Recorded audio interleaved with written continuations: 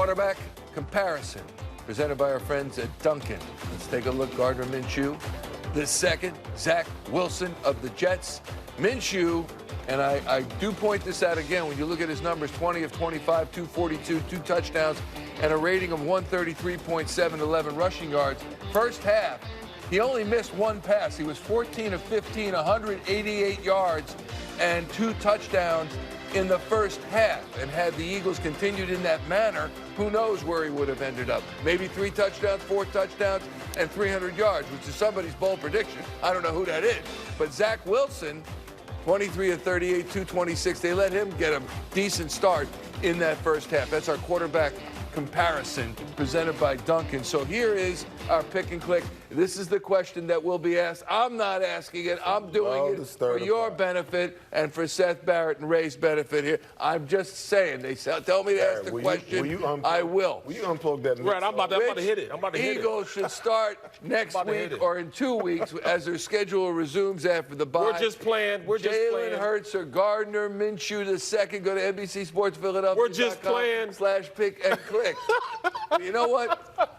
I'll tell you. I will say this, and you know I'm a Jalen Hurts guy, big time. But when the flaws of Jalen Hurts in part are he takes too much time in the pocket. He doesn't make his reads effectively. He is an inaccurate passer. He lacks arm strength. And I think on 2 of those 3, Gardner Minshew performed better one game against the Jets. Barrett Brooks. Can I? Yes, go ahead. Yes. Barrett. All right, then. Just if Jalen Hurts would have played this game, they'd have had about 300 yards rushing. Hurts would have had like 150 yards rushing.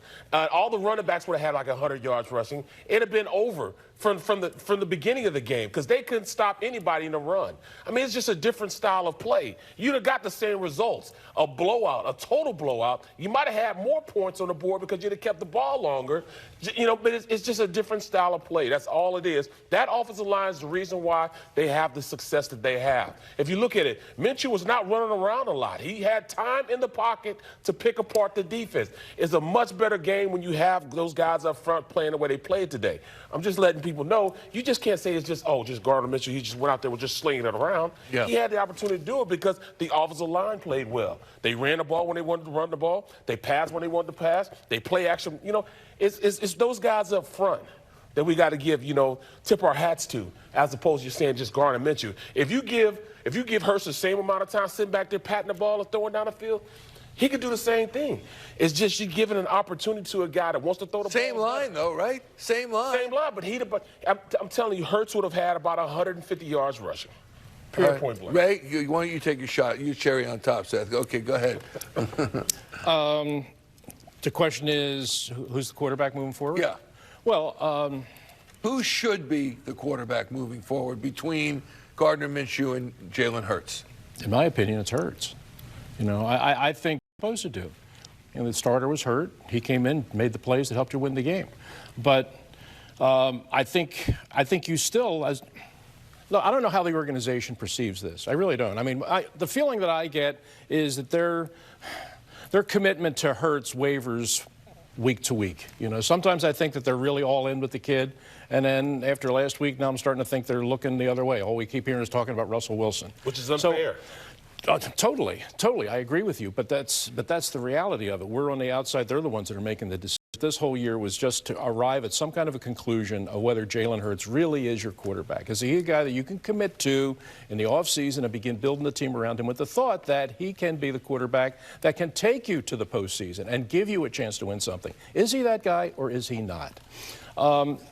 That's still where I am on this. I don't know what they're going to do with this.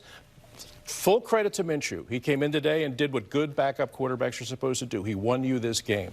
But to me, in 2 weeks, and I would fully expect after a bye, he will be ready to play. To me, I'm giving the ball back to Jalen Hurts. Yeah, I agree with you, Seth. Hang on one second. There was a nod, by the way, given to the Eagles during the game by the broadcast team for kind of keeping it under wraps for the Eagles. Like, we really don't know. We'll see how Jalen feels. And then all of a sudden, boom, late yesterday into today, it became apparent that Gardner Minshew was going to start. But, Seth, as we get your answer, take a look at this video. Immediately after the game, we showed you the banner pregame of the Minshew stash. And here he is with his faithful Gardner Minshew. Someone's got a Gardner Minshew number 10 jersey there that he's going to sign. As I didn't know you can get one of those so early. And there is the banner unfurled, and he signs that as well, which is great. Apparently, that was a Black Friday sale that you could get the Minshew second jersey, unless that's Gardner Minshew's brother. We don't know. So it's nice to see. Anytime you win a game, the guy who's most responsible for it gets the plaudits, and he does today. Seth, answer that question. No, listen, I don't like that. You don't? Why don't you like by Minshew or by the fans? By Minshew. I don't like that at all. Run your ass in the locker room and celebrate with your teammates, okay? Because next week, the next game, you're going to be standing over there with a clipboard with an earpiece in like me. Well, that's or what not. you're going to do. Look at the vote, Seth. Look at the vote. I don't care what that says. You want to know why? Because it is Jalen Hurts that is auditioning to be the franchise quarterback for this football team, not one Gardner Minshew. That's it in totality. I don't care what the numbers say, what the numbers look like. That's just a fact.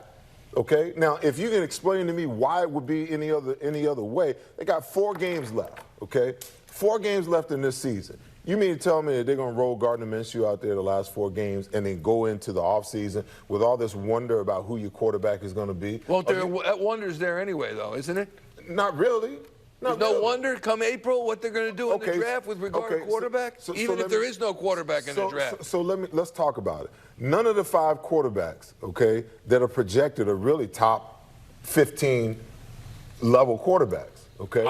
So you're going to waste the pick, okay? We're not going to get Deshaun Watson because Deshaun Watson hasn't waived, his trade clause. He doesn't want to come play here because he sees the mess that the Philadelphia Eagles are. And he's got off-field trouble that he's got to get through. So. Then you're going to tell me you're going to spend the collateral that's necessary to go and get a 33-year-old Russell Wilson and bring him to a team that still has pieces that is lacking, and take on his salary. You're going to do all of those things. Come on. Let's be realistic about this. We get caught up in right now instead of looking at the long-term picture of this thing. Okay, even if you decide to give Jalen Hurts another year, you got 3 first-round draft picks to improve the roster. You're going to have another draft pick in 2023. Okay, if the team falters, let Howie do what Howie does. Okay, you move up and you get a quarterback. But my point is, even if you draft a quarterback, the same position the things that we've had to endure in watching this football team this year, when you go and you get a rookie quarterback and you bring him in here, if he's not a top 2 or 3, and even if that is the case, look at the top 2 or 3 this year. And how are they playing? How is that working out? The number 15 quarterback is outplaying all of those guys, okay? So if you go and you bring in a young guy next year, guess what? What we experienced this year, the growth that Jalen Hurts has had to experience this year, you're going to experience it all over again next year. So we're going to all be sitting up here next year talking about the same thing, hoping that the Eagles, can get the 500 and figure out a way to crawl into the playoffs. That's just a fact. I would hope that that's not the case this time next year. I would hope that's not the case, that Jalen Hurts would have proved himself to the degree that there's no need for that speculation. We talked in the pregame about the blossoming of a player, the blossoming of a quarterback, and how that happens too little these days in sports in general and the NFL in particular. If the guy is on the come, if the guy is on the up, then let him keep going. Doug Peterson talked about it in his interview during the pregame. He said these things take time. And we live in an NFL right now where we don't give these young guys the time to develop and the time to grow, okay? And I would submit to you guys today, you looked at the way that Gardner Minshew played. I think it was of a great benefit for Jalen Hurts not to play today, to be able to look at the game from a completely different perspective today. What did Gardner Minshew bring to the table, okay? He knew where his outlets were. He knew where his primaries were. He went to the guy that they should have been targeting for the last 3 or 4 weeks. Early in the game, he realized that they could not, and I've been saying this for 5 weeks, they cannot, there's not a team in the NFL, unless they double him, that can stop Dallas Goedert. So why isn't he your primary? He should be your primary guy, that you should be game planning everything around, force the double. Now you can get the one-on-ones on the outside. Okay, but what Gardner did is he efficiently threw the ball. He didn't have any deep balls down the field that required great accuracy.